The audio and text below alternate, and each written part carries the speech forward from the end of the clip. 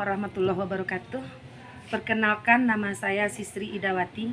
Saya CGP Angkatan ke-9 Kabupaten Tanah Datar. Saya bertugas di UPT SDN 04 Lawang Mandahiling.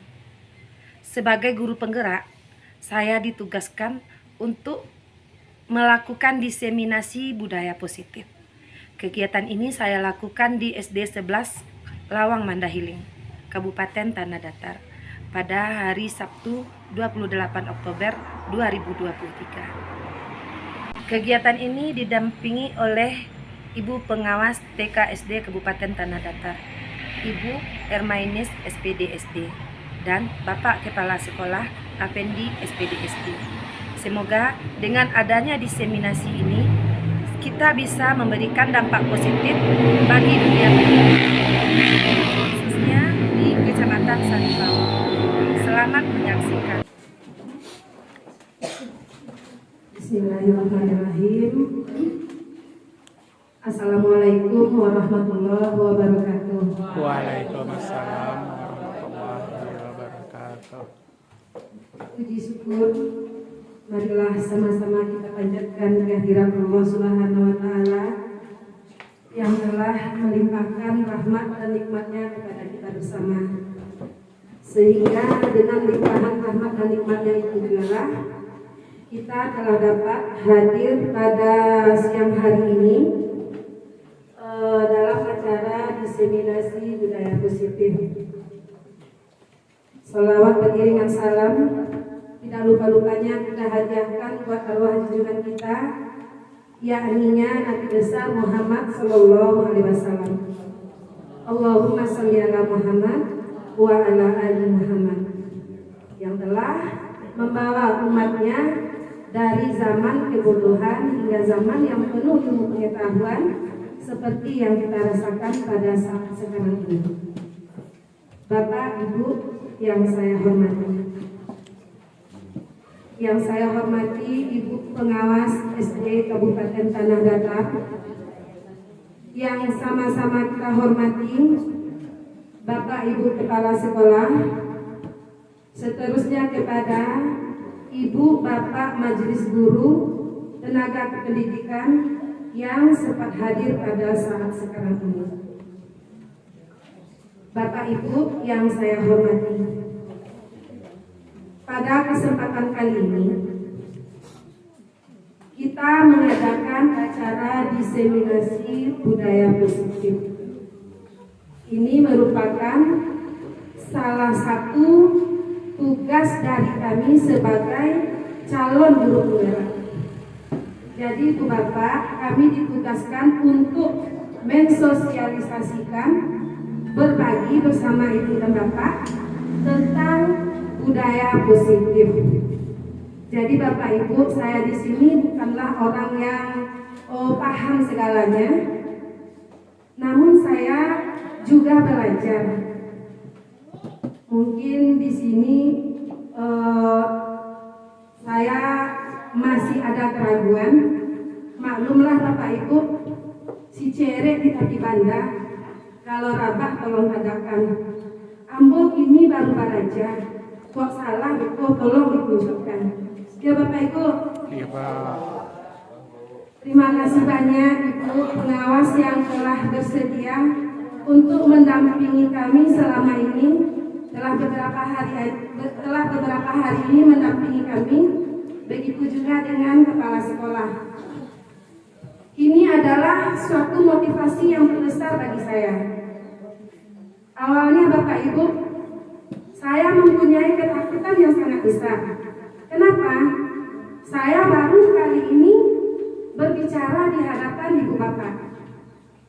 Tapi karena ada di sini kewajiban, ada tugas yang harus saya laksanakan, saya akan berusaha sebaik mungkin untuk menyampaikan materi yang akan saya sampaikan.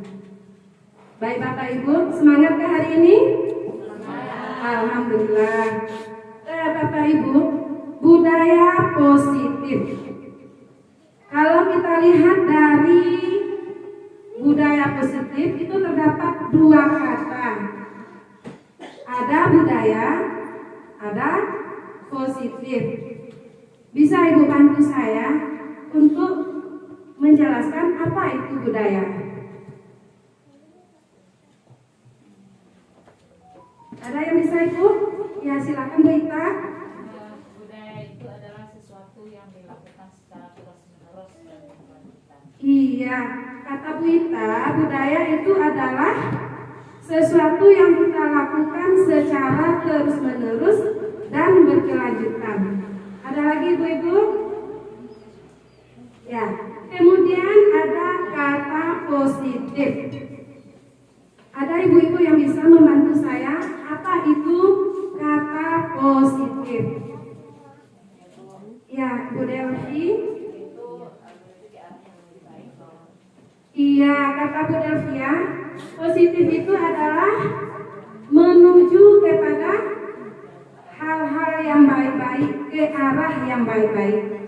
Baiklah Bapak Ibu, latar belakang budaya positif.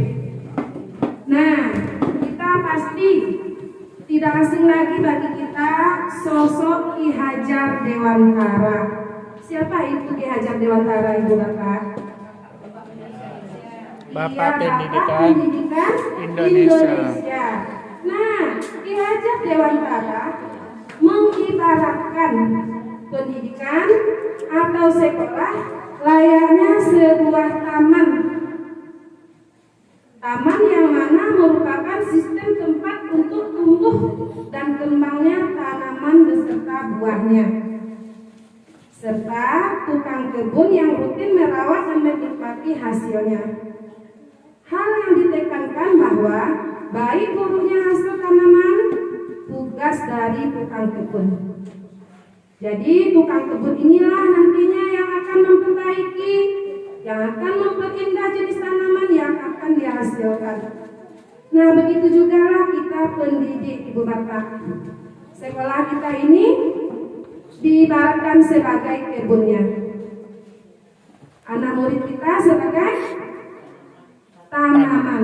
Jadi guru adalah tukang kebun. Jadi kitalah yang akan membuat tanaman kita ini apakah dia bisa tumbuh subur atau tidak berkembang sama sekali. Itulah tugas kita Bapak Ibu. Nah, di sini kita akan membahas tentang konsep inti dari budaya positif. Budaya positif itu terdiri dari 6 sub. Yang pertama yaitu disiplin positif. Yang kedua, motivasi perilaku manusia. Yang ketiga, keyakinan kelas. Yang keempat, kebutuhan dasar manusia. Kelima, posisi kontrol. Dan yang keenam, segitiga restitusi. Bapak Ibu, dari keenam sub ini, kira-kira mana hal baru yang kita baru kenal? Ya, posisi kontrol, Bu Erlin, apa lagi? Segitiga restitusi. Ya, segitiga restitusi. Nah, kalau disiplin positif itu mungkin kita sudah melaksanakan di sekolah kita masing-masing. Ya kan Bapak, Ibu? Ya, Bu. Nah, apa contohnya disiplin positif yang telah kita terapkan di sekolah kita? Tidak datang Ya, Ibu? terlambat ke sekolah. 5S, yaitu senyum, salam, sapa, sopan, santun. Benar sekali Ibu. Pas tadi saya mau masuk ke gerbang sekolah sini, saya dihampiri oleh murid-murid. Ya kan Ibu-Ibu? Semua murid-murid mengejar kita, bersalaman dengan kita. Berarti sekolah ini sudah menerapkan budaya positif. Jadi sudah membiasa. Dia tidak peduli apakah itu gurunya ataukah siapa saja. Yang penting saat dia bertemu dengan seseorang, dia sudah terbiasa untuk melakukan budaya positif, yaitu dengan salam tadi. Nah, kira-kira apa lagi Bu apa budaya positif yang telah kita terapkan di sekolah kita? Iya, datang tepat waktu. Nah, Bapak Ibu, ini akan kita bahas satu persatu. Sebelum kita lanjutkan, kita akan melakukan sebuah kegiatan kepalan tangan. Nah, silakan Bapak Ibu berpasangan.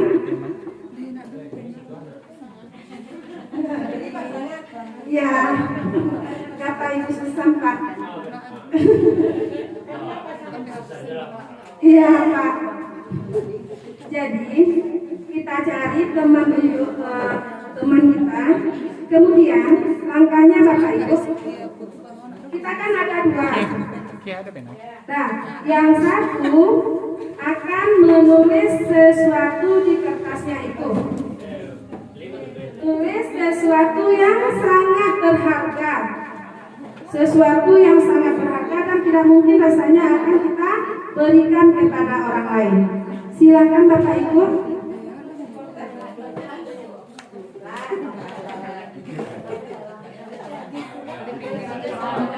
Ya, terima kasih. Nah, sekarang di antara kita siapa yang mau ke depan ibu-ibu dan bapak-bapak untuk melakukan kegiatan kita ini? Yang bisa mewakili satu aja. Ada? Ya, silakan Bu Delvia. Ya, Ibu Delvia dan Ibu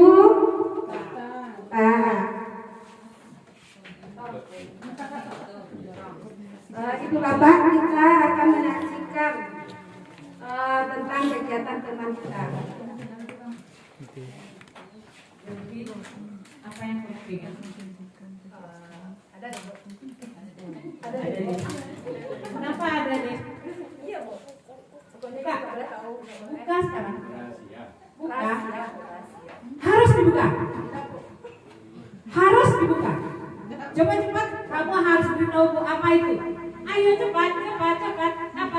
Ayo buka. Bukan dah.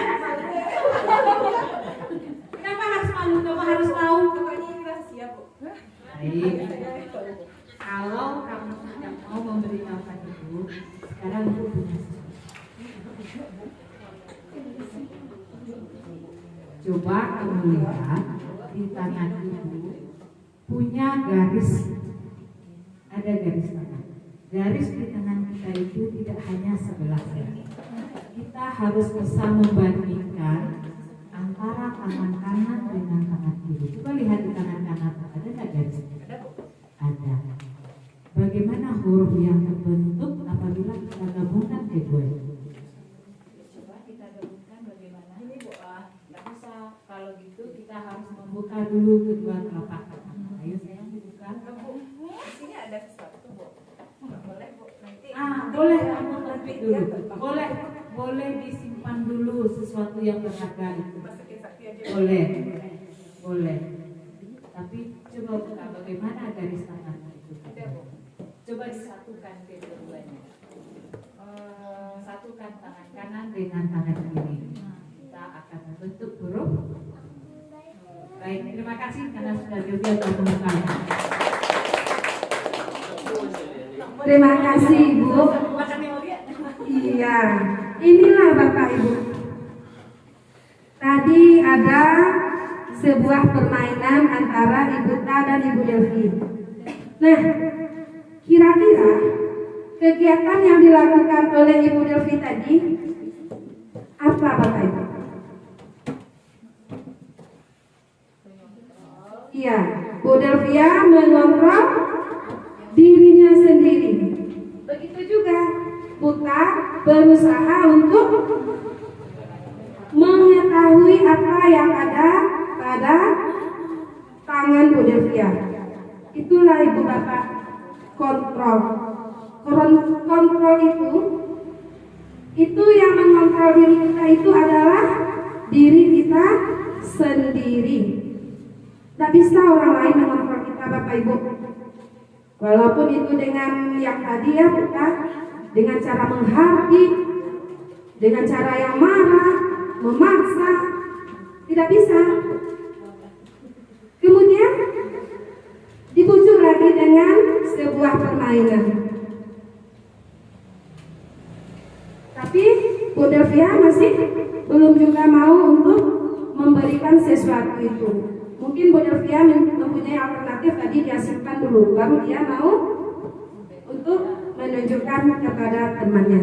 Jadi disinilah Ibu Bapak, bahwa kontrol diri itu adalah diri kita sendiri.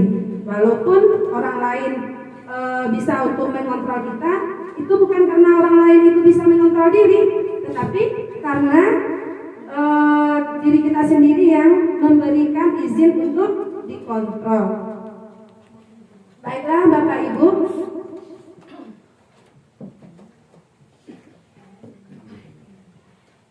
ada miskonsepsi tentang teori kontrol. Yang pertama yaitu ilusi guru mengontrol murid. Menurut Bapak Ibu, bisakah kita sebagai guru untuk mengontrol murid? Bisa? Bisa? Tidak? Nah, bisa. Kenapa ini Bu Devia? Iya, kata Bu Devia bisa. Tapi sebenarnya Bapak Ibu, Bu Erlin tadi bilang tidak bisa. Kenapa Bu Erlin? Karena yang untuk mengontrol dirinya sendiri, untuk mengontrol diri adalah dirinya sendiri. Iya, karena yang hanya bisa mengontrol diri itu adalah diri sendiri. Walaupun kita memberikan melakukan apa yang disuruh, itu karena adanya kemauan dari orang memberi izin untuk mengontrol diri. Jadi sebenarnya mengontrol murid itu tidak bisa. Yang kedua Bapak Ibu, menurut Bapak Ibu, apakah semua penguatan efektif itu bermanfaat? Ya Pak Rozi? Menurut saya, Bu, penguatan itu tidak begitu efektif bermanfaat, Bu. Kenapa saya katakan tidak berefektif penguatan itu? Karena dia hanya bersifat sementara, Bu. Ketika kita tidak lagi memberikan penguatan itu akan hilang. Tapi kalau penguatan itu kita kasih terus-menerus, baru penguatan itu efektif, Bu. Terima kasih, Bu. Terima kasih, Pak. Jadi semua penguatan efektif dan bermanfaat itu adalah sebuah ilusi. Ya, selanjutnya ilusi bahwa kritikan dan membuat rasa bersalah mampu menguatkan karakter. Setuju enggak Bapak Ibu? Tidak setuju, Bu. Tidak setuju. Kira-kira apa alasannya, Pak? Karena ketika kita memberikan rasa bersalah kepada anak akan menciptakan karakter anak yang negatif. Tapi ketika kita memberikan kritikan juga menciptakan karakter yang negatif juga kepada anak, dan dia nanti akan menjadi orang yang lemah dan membuat rasa bersalah dalam dirinya, terpendam dalam dirinya sesuatu yang negatif, Bu. Iya, terima kasih Bapak. Benar, bahwa kritikan itu dapat membuat rasa bersalah, bahkan kadang-kadang bisa membunuh karakter. Ya Pak? Lanjut, ilusi bahwa orang dewasa berhak untuk memaksa. Bahkan menurut Bapak Ibu, tidak. Kenapa? Ya, silakan Bapak. Orang dewasa walaupun dia sudah dewasa, tapi anak itu dia sudah punya prinsip di dalam dirinya sendiri. Jadi walaupun bagaimana orang memaksa, orang dewasa memaksa, dia tidak akan mau. Iya. Jadi ilusi ya bahwa orang dewasa itu berhak untuk memaksa. Walaupun kadang-kadang paksaan itu nantinya akan membuat seseorang itu merasa dendam kadang-kadang. Ya kan Bapak Ibu? Nah, lanjut kita. Nih, bagaimana seseorang bisa berubah dari paradigma stimulus respon kepada pendekatan teori kontrol. Mungkin ya Bapak Ibu kita beranggapan bahwa kebutuhan kita itu sama. Sementara pada teori kontrol kebutuhan itu berbeda. Yang kedua, semua orang melihat hal yang sama. Sementara pada teori kontrol setiap orang memiliki gambaran berbeda-beda. Selanjutnya, perilaku buruk dilihat sebagai sesuatu kesalahan. Sementara menurut teori kontrol, semua perilaku memiliki tujuan. Orang lain bisa mengontrol saya. Sementara teori kontrol mengatakan hanya kita yang bisa mengontrol diri kita sendiri. Kemudian saya bisa mengontrol orang lain. Menurut teori kontrol, kita tidak bisa mengontrol orang lain. Pemaksaan ada pada saat bujukan gagal. Pada teori kontrol, kolaborasi dan konsekuensi menciptakan pilihan-pilihan baru. Konsensus. Kolaborasi dan konsensus menciptakan pilihan-pilihan baru. Nah, di sini ada yang menarik Bapak Ibu. Semua perilaku memiliki tujuan. Baik itu perilaku buruk ataupun yang baik, positif dan negatif itu mempunyai tujuan.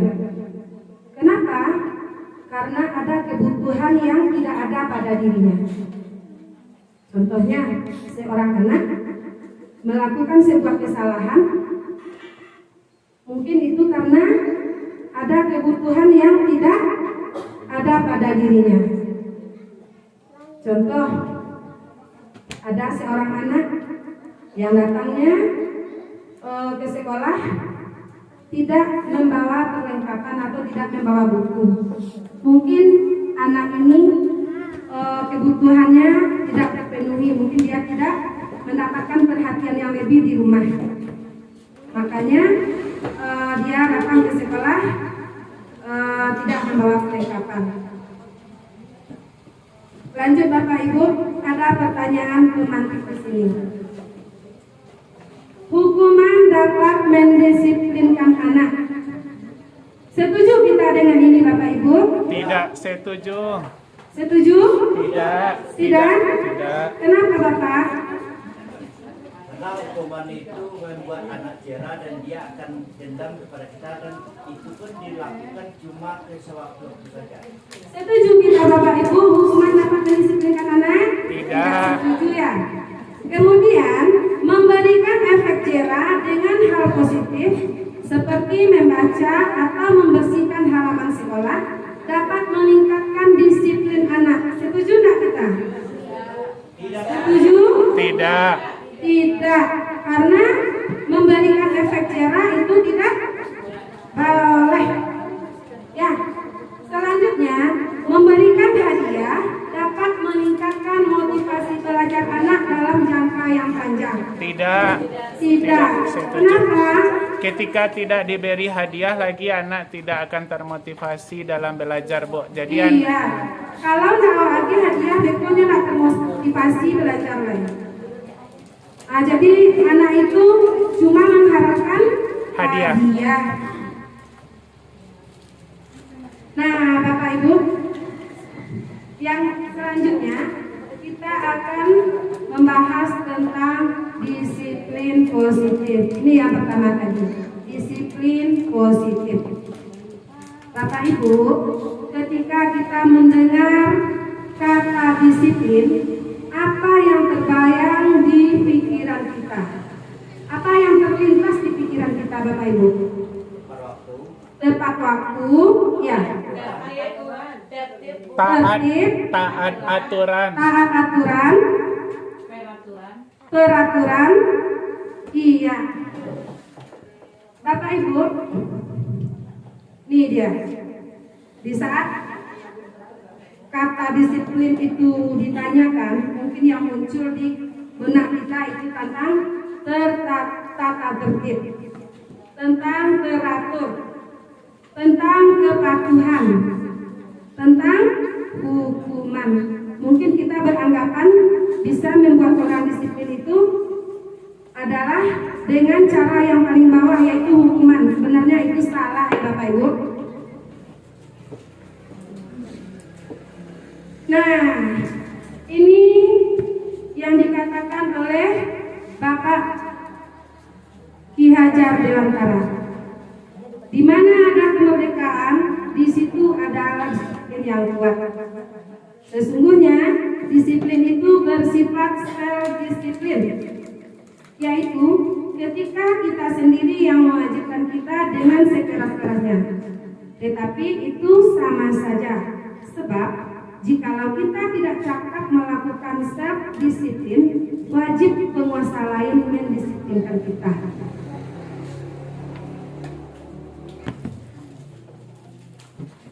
Tujuan dari disiplin positif yaitu menanamkan motivasi kepada murid kita, yaitu untuk menjadi orang yang mereka inginkan dan bisa menghargai diri sendiri dengan nilai-nilai yang mereka percaya.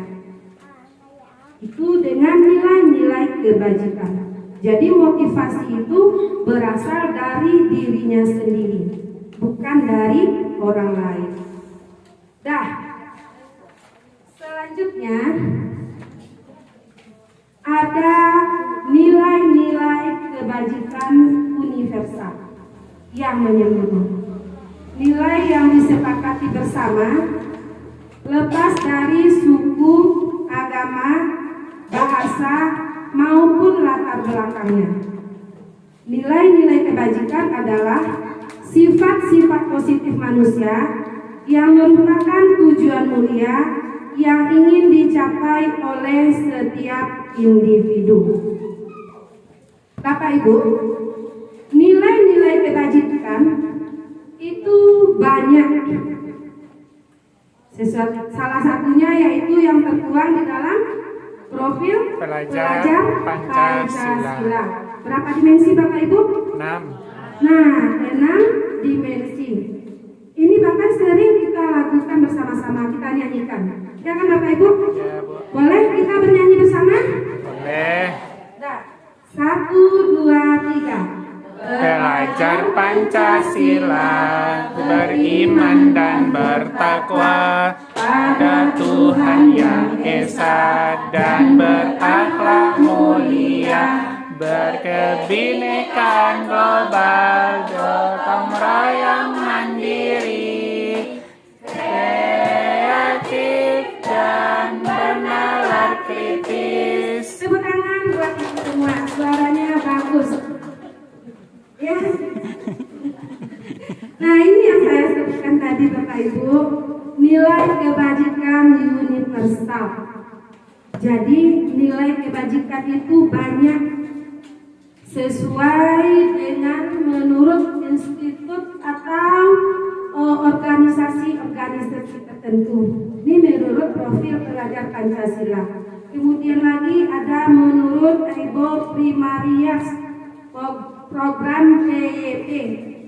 Nah, menurut organisasi itu nilai-nilai kebajikannya itu toleransi, rasa hormat, integritas, mandiri, menghargai, antusias, empati, keingintahuan, kreativitas, kerjasama, percaya diri, dan komitmen.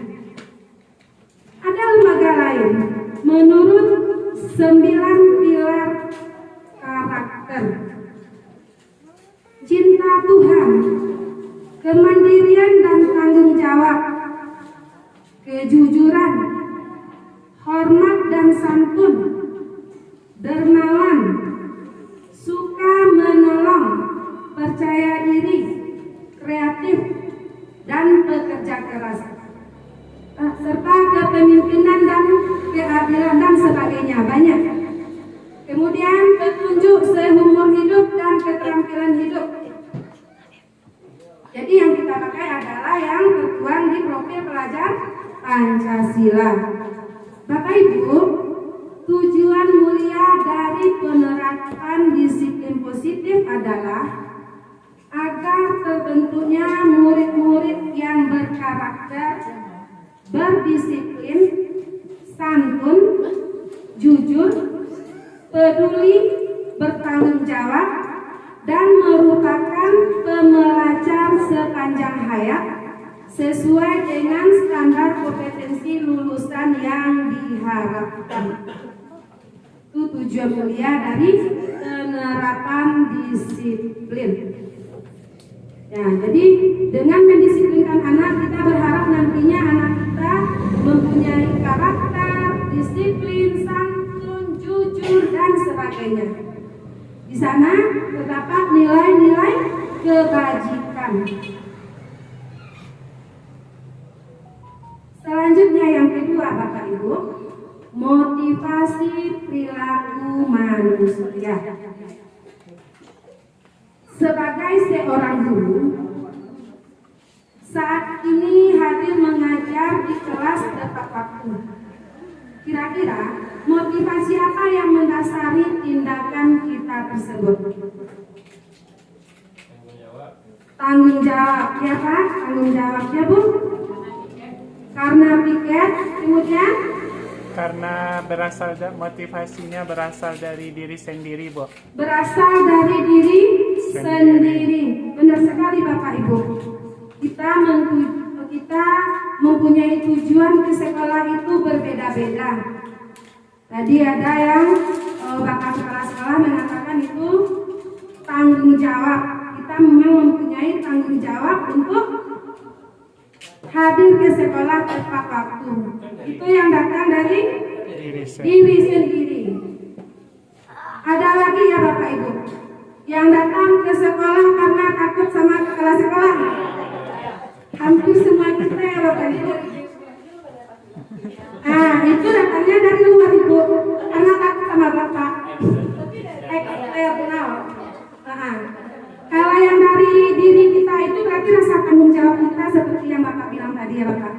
Kalau karena takut sama Bapak Kepala Sekolah itu sudah merupakan ada faktor luar ya. Iya, motivasi dari luar nggak datang Pak ke sekolah itu. Punya kak. Tepatnya karena keikhlasan. Betul sekali. Ikhlas. Sebenarnya kan yo nak Pak Ibu. Soalnya dari hati awakmu ayo ingin datang ke sekolah untuk memenuhi tanggung jawab awak. Tapi kadang-kadang dulu mau dikon, Wak aku jawab Pak. Wak piket ini Wak datang Wak karena piket Wak. Kemudian sini, ya ada nak ada Bapak Ibu. Mungkin itu ada tergambung atas. Mulai ini karena pola belajar, Wak cukup untuk mendatangkan motivasi itu dari dalam diri. Mau diambil tadi Bapak Ibu, ambil kemari wah ada rasulku. Pak, tidak datang kemari wah kalau menyampaikan materi, sedangkan awak belajarnya hanya baru beberapa bulan, baru sampai 2 bulan Ibu. Wah lah dia tanggung jawab untuk menyampaikan motivasi, menyampaikan materi. Namun Bapak Ibu ada motivasi dari kawan-kawan, motivasi dari kepala sekolah, motivasi dari ibu pengawas. Itulah yang membuat awak berani tegak hukum. Kalau tidak lawan gigi. Bapak Ibu seperti yang disampaikan tadi. Jadi motivasi yang paling bagus itu adalah dari dalam diri. Nah, ini yang disampaikan tadi. Alun awak kecil kira orang lain lah mengakui bahwa yang itu memang ada. Tidak ingin ditegur, ingin mendapatkan pujian, ingin mendapatkan penghargaan, ingin menjadi orang yang menghargai waktu, ingin menghargai diri sendiri, teladan bagi murid-murid. Kira-kira mana yang paling baik di antara contoh di depan Bapak Ibu? Teladan bagi Yang murid-murid. menghargai diri sendiri. Lanjut Ibu Bapak. Ini ada jenis motivasi menurut Diane Gosten. Untuk menghindari ketidaknyamanan atau hukuman. Itu berasal dari motivasi eksternal dari luar. Yang kedua, untuk mendapatkan imbalan dari orang lain atau institusi. Itu motivasi dan eksternal dari luar juga. Kemudian untuk menghargai diri sendiri. Itulah yang motivasi yang datang dari diri kita sendiri. Nah, lanjut kita lagi Bapak Ibu. Ada di depan kata hukuman, konsekuensi, dan restitusi.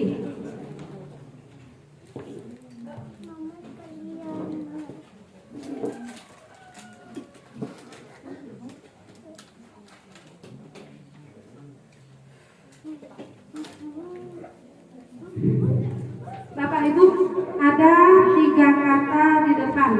Menurut Ibu Bapak, hukuman itu apa? Hukuman itu adalah langsung ketika ada masalah tanpa adanya kesepakatan terlebih dahulu. Kemudian ada istilah konsekuensi. Konsekuensi itu terjadi setelah adanya aturan-aturan, kemudian aturan-aturan itu kita sepakati. Kemudian ada restitusi.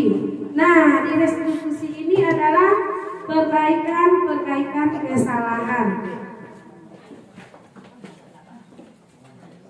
Bapak Ibu, kita akan menonton sebuah video dulu.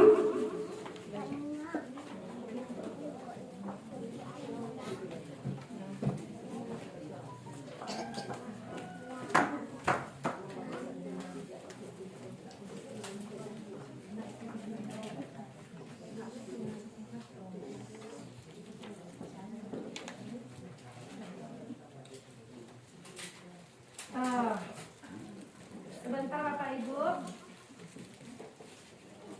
kita akan melakukan sebuah briefing dulu.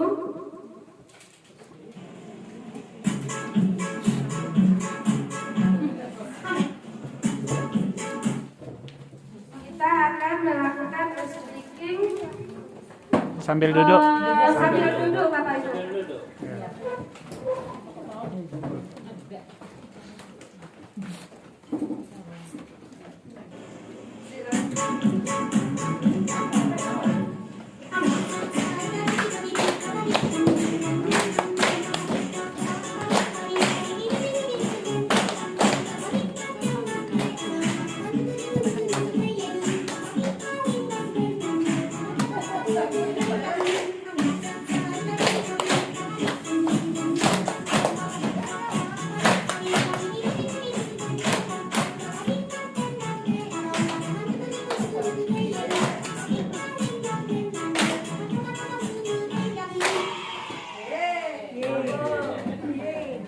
Baik Bu Bambang, setelah melakukan kegiatan ini, Ange, kehilangan kuat. Lain.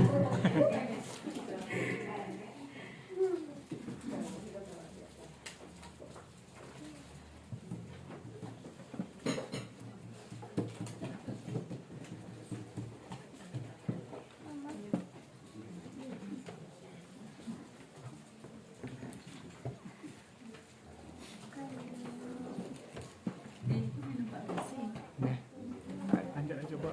Ibu minum.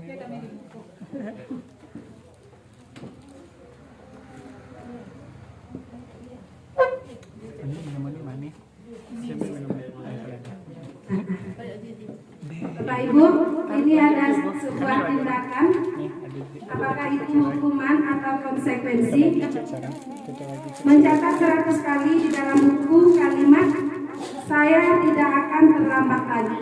Hukuman. Karena terlambat ke sekolah. Itu hukuman atau konsekuensi? Hukuman. Sepakat kita Bapak Ibu? Yang kedua, lari mengelilingi lapangan basket 2 kali karena terlambat hadir di sekolah. Hukuman. Ya, sepakat kita. Yang ketiga, murid diminta untuk push up 15 kali karena karena tidak menggunakan masker di sekolah. Hukuman. Konsekuensi atau hukuman? Hukuman. Konsekuensi atau hukuman? Hukuman. Ya, Bu Susan, kenapa konsekuensi, Bu Susan? Tapi dia diminta push up. Dia diminta push Ya, up. jadi kita sepakat itu adalah hukuman. Sepakat. Ada ya. Selanjutnya, menggantikan kertas tugas teman yang telah dicoret-coret. Konsekuensi. Konsekuensi. Sepakat ya? Waalaikumsalam. Waalaikumsalam, Bu.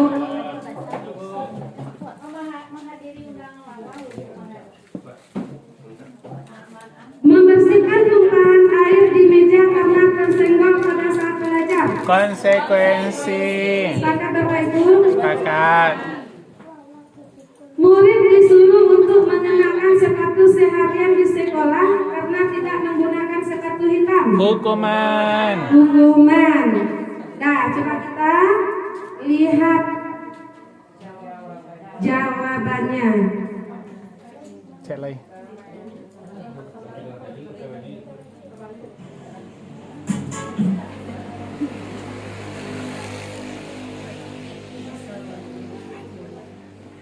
Nah, Lanjut aja. berdasarkan yang Bapak sebut tadi, itu semuanya betul.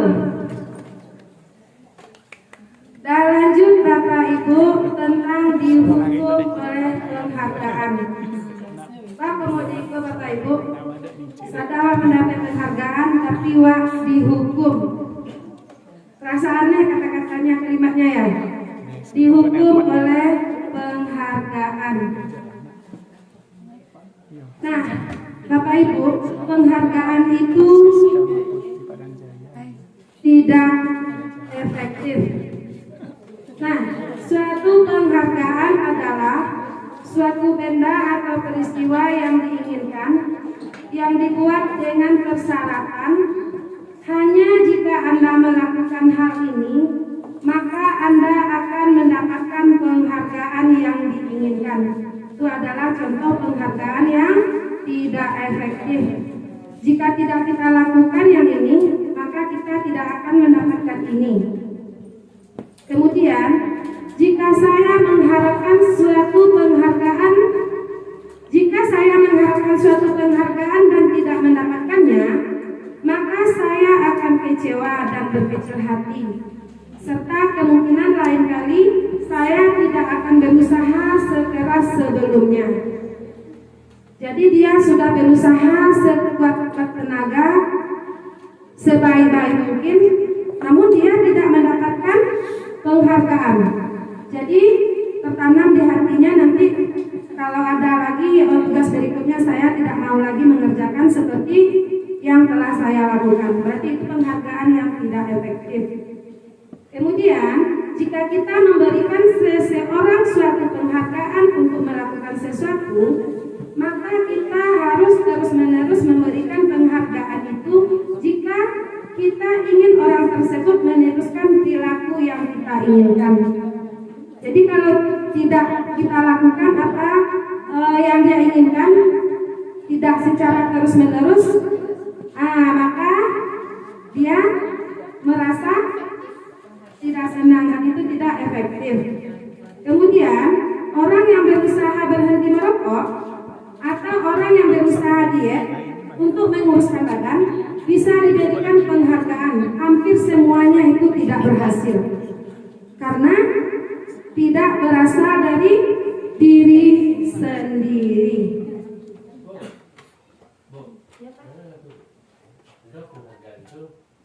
Tidak kita minta, tidak kita harapkan, tapi datang tiba-tiba. Nah, kemudian Bapak Ibu, penghargaan dapat merusak hubungan. Kenapa? Ketika seorang diberi penghargaan atau dipuji di depan orang banyak, maka yang lain akan merasa iri. Dan sebagian dari mereka akan tidak menyukai orang yang diberikan penghargaan saat tersebut. Kemudian, jika seorang guru sering memberikan penghargaan kepada murid-muridnya, besar kemungkinan murid-muridnya termotivasi hanya untuk menyenangkan gurunya. Mereka tidak akan bersikap jujur kepada guru tersebut. Kemudian, penghargaan menciptakan persaingan di dalam kelas, dan persaingan menciptakan kecemasan. Mereka yang percaya bahwa mereka tidak memiliki kesempatan untuk mendapatkan penghargaan akan mencoba berhenti. Nah, ini ada lagi penghargaan menghukum. Penghargaan menghukum mereka yang tidak mendapatkan penghargaan. Misalnya dalam sistem ranking. Pemberian penghargaan dan hukuman adalah hal yang sama karena keduanya mencoba mengendalikan perilaku seseorang. Yang ketiga, karena orang pada dasarnya tidak suka dikendalikan dalam jangka waktu lama, penghargaan akan terlihat sebagai menghukum. Jika suatu penghargaan diharapkan, namun kita tidak mendapatkannya, Anda akan merasa terhukum. Dan Bapak Ibu, lanjut pada sub ketiga, yaitu tentang keyakinan kelas. Bapak Ibu, apakah di sekolah kita memakai keyakinan kelas? Ada Bu. Memakai peraturan sekolah, keyakinan sekolah? Ada Bu. Atau kesepakatan sekolah? Ada. Kesepakatan. Ya. Mengapa keyakinan kelas? Mengapa tidak peraturan kelas saja? Kalau keyakinan kelas ada nilai-nilai universal yang dituju, Bu. Iya, karena keyakinan kelas itu ada nilai-nilai kebajikan yang universal di dalamnya. Nah, seperti ini Bapak Ibu, mengapa kita memiliki peraturan tentang menggunakan helm saat mengendara? Karena kita yakin, Polisi, takut dengan polisi. Ya, kemudian apa lagi Bu? karena kita Iya, untuk keselamatan diri kita Nah, selamat. kalau Bapak tadi takut sama polisi. Nah, kemudian benar itu, takut sama polisi. Kemudian karena keselamatan. Nah, keselamatan ini adalah terdapat nilai keyakinan, yakin awak beko kalau tak pakai helm tak jatuh. Keselamatan awak akan terancam. Nah, Bapak Ibu, mengapa ada peraturan dilarang merokok di sekolah? Karena merokok itu bisa membuat kita tidak sehat, Bu. Nah, karena saya yakin bahwa merokok dapat merusak kesehatan. Yakin, Bu. Saya yakin. Yakin. Kalau yakin tuh anak merokok kenapa? Ya, Bu. Berarti kalau ada yang merokok berarti belum yakin. Ya itu Bu, yang merokok tidak yakin Bu, contohnya gak. Keyakinan dan keyakinan kelas. Keyakinan adalah nilai-nilai kebajikan universal yang disepakati secara tersirat dan tersurat, lepas dari latar belakang, suku, negara, bahasa maupun agama. Bagaimana dengan keyakinan kelas? Setiap tindakan atau perilaku yang kita lakukan di dalam kelas dapat menentukan terciptanya sebuah lingkungan positif. Dalam mewujudkan budaya positif di kelas, perlu adanya sesuatu yang disepakati dan diyakini bersama. Bagaimana langkah-langkah kita dalam membuat keyakinan kelas? Yang pertama yaitu peraturan sekolah. Sekolah kita pasti semuanya mempunyai peraturan. Ya Bapak Ibu? Ya. Apa contohnya Bapak Ibu? Setiap hari Senin, Dilarang membuang sampah. Apa lagi Pak?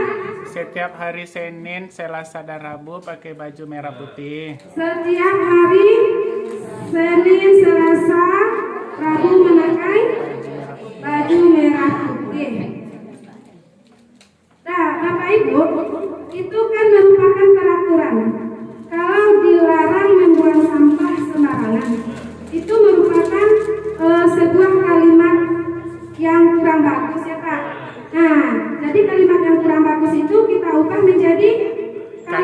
positif dulu. Dilarang membuang sampah sembarangan.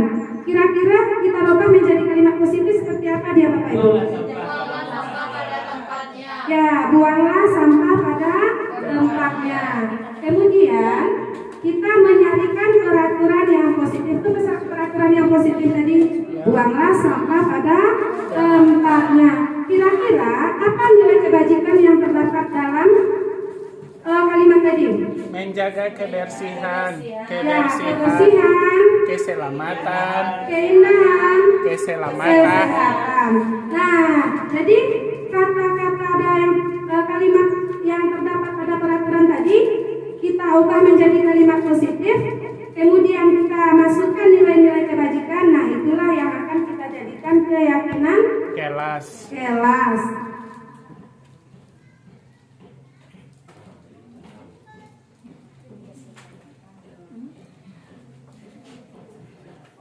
Nah, Bapak Ibu, di sini ada dua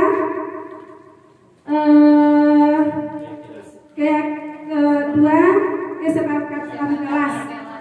Nah, menurut Bapak Ibu, di antara kedua ini mana yang telah termasuk kepada keyakinan kelas? Yang putih, Bu. Yang putih, kenapa Pak Rozi? Karena di yang putih itu sudah ada nilai-nilai kebajikan universalnya, Bu. Ya, benar sekali Pak, karena sudah ada nilai-nilai kebajikannya, yaitu kami guru dan murid yang saling menyayangi. Sudah ada nilai kebajikannya di sana, saling menyayangi. Yang kedua apa Pak? Semangat. Yang ketiga, Peduli. ya, kami murid yang peduli dengan teman-teman. Ada nilai kebajikannya, yaitu peduli. Lanjut Bapak. Yang keempat, kebutuhan dasar manusia. Kita mempunyai kebutuhan dasar yang berbeda-beda. Ya, kebutuhan apa kebutuhan kita Bapak Ibu? Makan, minum. Makan, minum, hidup yang layak, refreshing. Ya, kita butuh refreshing. Ya, di sini dapat kita lihat Bapak Ibu. Kebutuhan dasar manusia itu adalah segala sesuatu yang kita lakukan untuk mendapatkan apa yang kita inginkan. Seluruh tindakan yang kita lakukan itu memiliki tujuan tertentu. Dan semua usaha terbaik yang kita lakukan adalah dalam rangka agar kebutuhan dasar kita itu terpenuhi. Ini kata psikiater William Glasser. William Glasser mengatakan seluruh tindakan manusia memiliki tujuan tertentu, yaitu memenuhi kebutuhan dasarnya. Apa kebutuhan dasarnya? Itu ada 5. Yang pertama yaitu kebutuhan bertahan hidup. Untuk kita bertahan hidup, apa yang kita butuhkan Bapak Ibu? Kita butuh makan, tempat tinggal, keamanan, dan kesehatan. Tambah lagi Pak?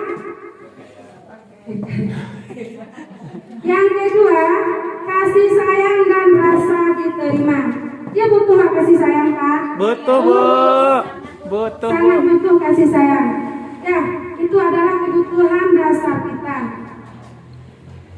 Rasa diterima, dipedulikan, rasa berbagi, kerjasama, menjadi bagian dari kelompok. Itu adalah kebutuhan kasih sayang dan rasa diterima. Kemudian yang ketiga, penguasaan. Itu adalah kebutuhan untuk dihargai, keinginan untuk dianggap, memimpin, berprestasi, diakui dan didengar. Nah, kira-kira Bapak Ibu, sekarang saya butuh apa ini Bapak Ibu? Didengar. Saya butuh Didengar. Ya, berarti saya butuh penguasaan untuk saat ini. Kemudian kebebasan. mandiri, memiliki pilihan mencoba hal baru, mampu mengendalikan arah dirinya, tidak mau dikekang. Kita butuh kebebasan. Kemudian kesenangan. Ya, kita butuh bermain, butuh humor, antusiasme, dan tertawa.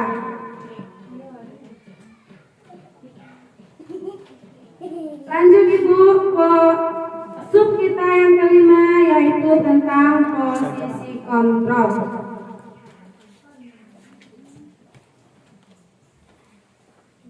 Ada 5 posisi kontrol guru Bapak Ibu. Yang pertama yaitu menghukum. Penghukum. Yang kedua yaitu membuat rasa bersalah. Yang ketiga teman. Yang keempat pemantau. Dan yang kelima manajer.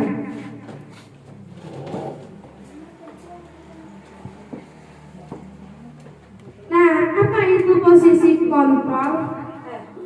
Apa itu posisi menghukum? Contohnya di sini adalah hormat pada bendera selama 1 jam. Itu adalah contoh posisi menghukum. Yang kedua, membuat rasa bersalah. Contohnya Bapak Ibu, kata-kata yang kita gunakan untuk membuat anak kita merasa bersalah. Berapa kali ibu atau bapak harus memberitahukan kamu selalu saja mengecewakan ibu atau bapak. Kalau di posisi menghukum, itu biasanya menghardik kata-kata ibu-ibu. Nadanya tinggi. Sementara membuat rasa bersalah itu lebih lemah lembut, namun berkesan. Selanjutnya, posisi kontrol berikutnya yaitu sebagai teman. Berarti kita bersama teman, bersama anak murid kita seperti teman. Ayo dong ikuti aturan sekolah. Tolong bantu ibu bapak ya sekali ini. Ya sudah, tidak apa-apa. Lain kali jangan sampai berbuat seperti ini lagi. Kemudian posisi memantau atau mengawasi.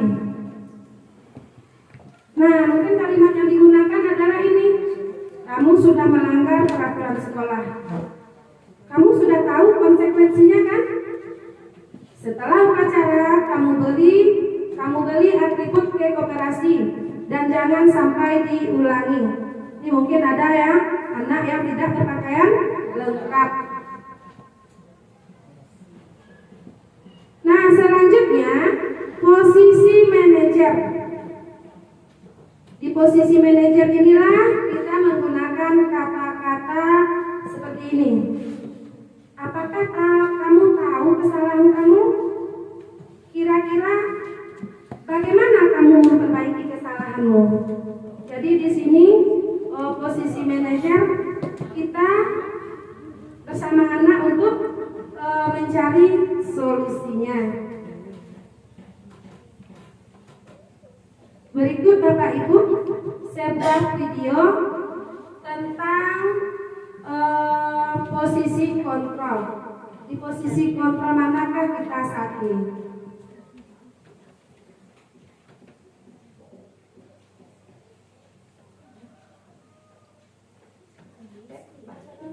Yang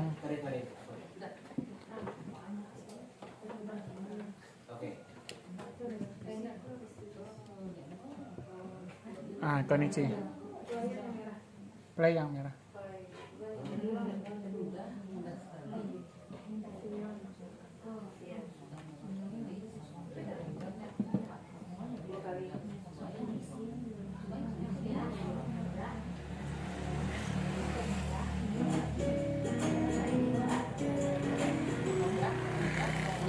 Salah nggak hari berbahagia Ibu dan Bapak guru hebat. Dalam penerapan disiplin positif restitusi, salah satu program yang dikembangkan adalah 5 posisi kontrol. 5 posisi kontrol dalam restitusi adalah proses perjalanan seorang pendidik agar dapat mengenali dirinya. Pada video kali ini, kita akan membahas tentang 5 posisi kontrol yang dikembangkan oleh Diane Gosson dan contoh penerapannya.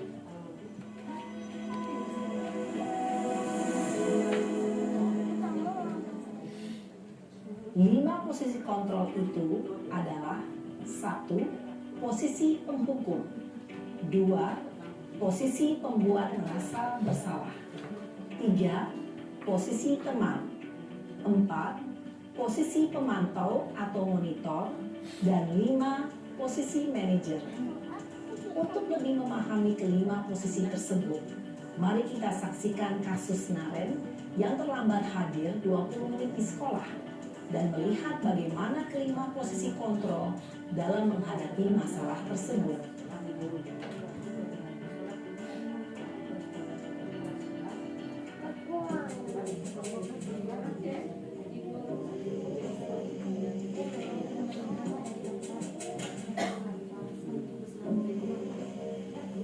Naren, sini kamu. Selamat pagi, Bu. Selalu terlambat. Kamu deh, pasti terlambat. Maaf, Bu. Saya Apa? Apa coba? Alasan kamu apa lagi? Kapan sih kamu tidak terlambat? Malas sekali ya kamu jadi anak. saya Dasar pemalas. Gak kapok-kapok sih kamu. Sudah berapa kali terlambat? Sana, kamu keliling lapangan basket 2 kali. kenapa saya harus keliling lapangan basket, Bu? Kenapa? Kamu melawan ibu? Berani-beraninya jawab. Sudah terlambat, masih berani jawab pula. Sekarang, keliling lapangan basket 5 kali sekalian. Biar kapok. Cepat. Pergi sana ke lapangan basket. Posisi penghukum biasanya berbicara dengan nada tinggi, menghardik, menunjuk-nunjuk, menyakiti, dan menyindir. Hukuman bisa berupa fisik maupun psikis. Ibu dan Bapak guru hebat. Dampak yang terjadi pada murid ketika guru berada pada posisi penghukum adalah murid cenderung akan memberontak, bahkan menyimpan dendam.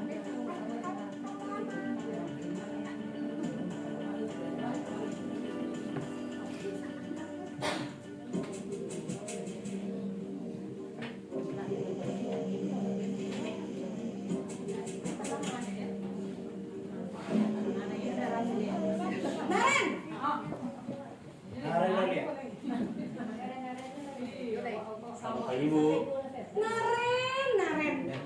Kamu kenapa terlambat lagi, nak? Ya Tuhan, Naren. Kamu senang ya bikin ibu susah ya? Kalau kamu terlambat lagi, nanti ibu yang ditegur bapak kepala sekolah, nak. Disangka ibu tidak bisa membina kamu. Duh, gimana ini? Maaf, Bu. Duh, Gusti Naren. Kamu suka ya kalau ibu ditegur bapak kepala sekolah? Saja. Terus, sekarang ibu harus tulis apa yang di buku absen? Ini kamu sudah sering terlambat loh. Ibu harus apa coba?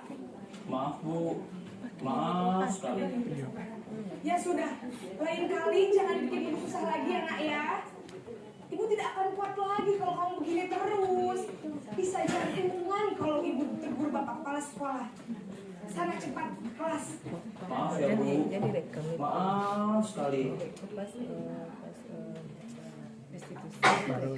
Posisi murid yang mandiri, bertanggung jawab, dan dapat memecahkan masalah.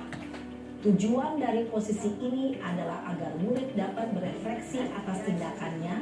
Guru akan dengan tulus memberikan pertanyaan-pertanyaan bermakna, sehingga membuat murid dapat belajar dari kesalahannya dan mencari sebuah solusi untuk menyelesaikannya. Ibu dan Bapak guru hebat, Setelah mengamati adegan kelima posisi kontrol tadi, kira-kira posisi mana yang paling ideal? Posisi mana yang dapat menunjang motivasi intrinsik murid? Ya, tentu posisi manajer. Posisi ini memang posisi ideal yang ingin dituju setiap pendidik. Pada posisi inilah, guru dapat menerapkan disiplin positif yang berpihak pada murid, yang memerdekakan murid. Perjalanan seorang pendidik tentunya tidak mudah untuk sampai pada posisi seorang manajer. Namun, tujuan kita pasti, yaitu menciptakan murid-murid yang mandiri, merdeka, dan bertanggung jawab. Semoga penggambaran 5 posisi kontrol yang telah diperlihatkan ini dapat menjadi ajang refleksi bagi kita semua, agar dapat terus mengasah dan menerapkan disiplin positif yang memerdekakan murid. Mari terus berlatih dan bersemangat. Selamat menerapkan. Salam dan bahagia Ibu dan Bapak Guru. Hebat.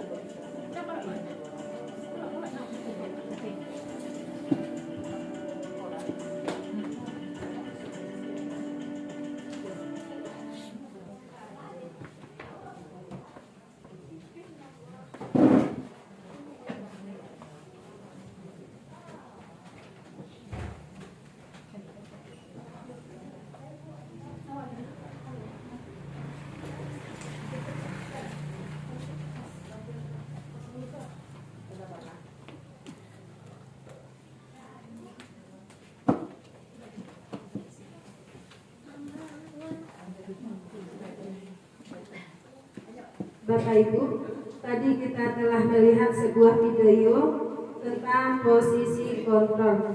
Kira-kira sudah berada di posisi manakah kita Bapak Ibu?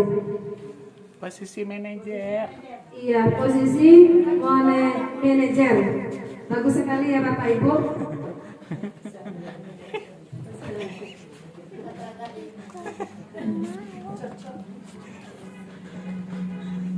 Nah, ini ada pertanyaan Bapak Ibu. Saya kecewa sekali dengan kamu. Kira-kira di posisi manakah ini Bapak Ibu? Pembuat merasa bersalah. Pembuat merasa merasa bersalah. Ya. Selanjutnya, ya sudah. Untuk kali ini tidak apa-apa. Nanti Ibu bantu bereskan. Teman. Ya, posisi teman. Apa rencanamu untuk menyelesaikan ini? Manajer. Ya, manajer. Semoga kita bisa berada di posisi manajer. Baiklah Bapak Ibu, lanjut kita kepada sub yang ke-6, segitiga restitusi. Bapak Ibu, segitiga restitusi. Segitiga restitusi itu mempunyai 3 tahapan. Yang pertama yaitu menstabilkan identitas. Contohnya ada permasalahan kan Bapak Ibu. Jadi anak kita panggil, kemudian kita stabilkan dulu identitasnya. Contoh yang kita bicarakan dengan anak yaitu setiap orang pasti pernah melakukan kesalahan. Kamu bukan satu-satunya yang pernah melakukan kesalahan ini.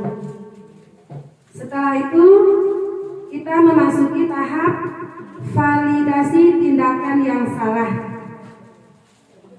Kamu tentu punya alasan melakukan hal itu. Ada cara yang lebih efektif untuk mendapatkan apa yang kamu butuhkan.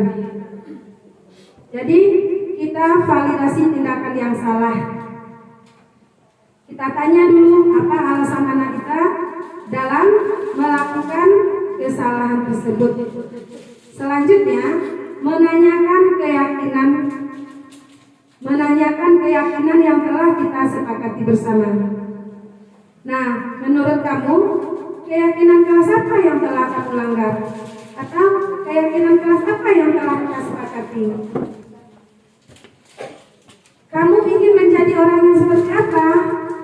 Nah,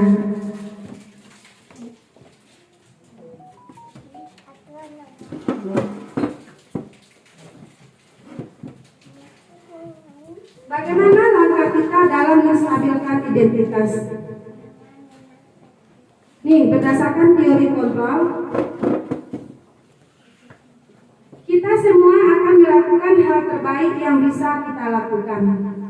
Kemudian kita validasi tindakan yang salah. Semua perilaku itu pasti memiliki alasan, baik itu perilaku baik maupun perilaku buruk.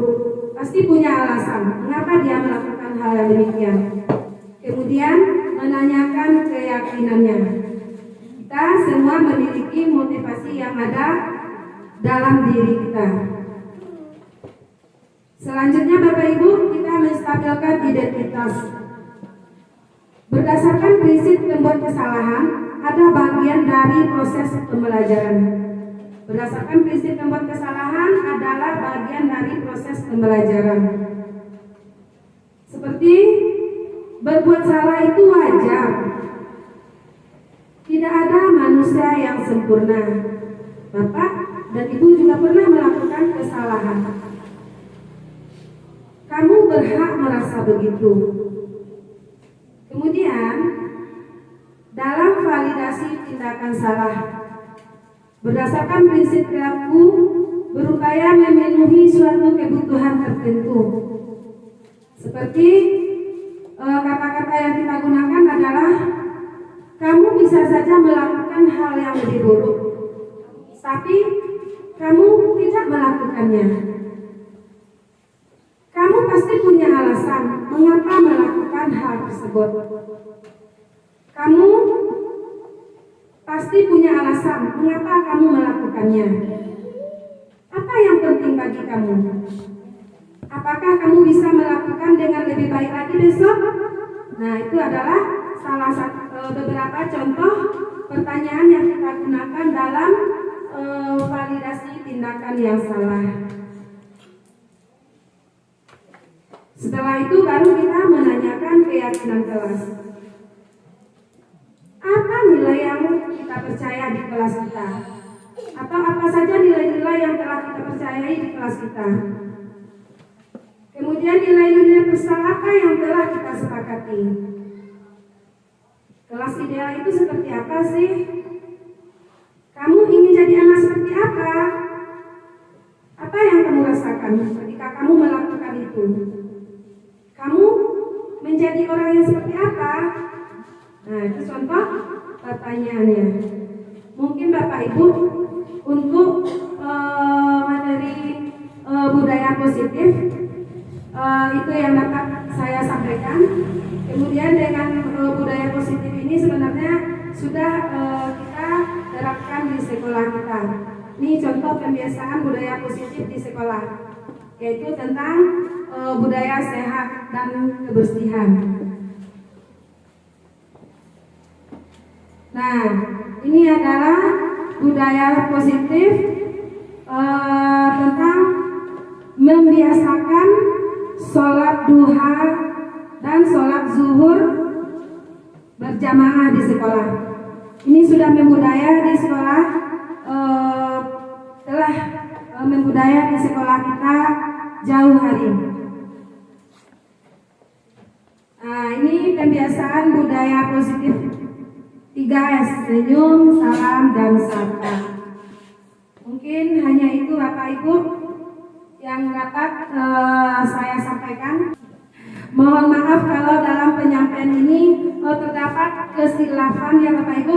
Namanya saja saya sedang belajar, saya juga sudah berusaha. Namun inilah adanya Bapak Ibu. Mohon maaf. Wabillahi taufiq wal hidayah. Assalamualaikum warahmatullahi wabarakatuh.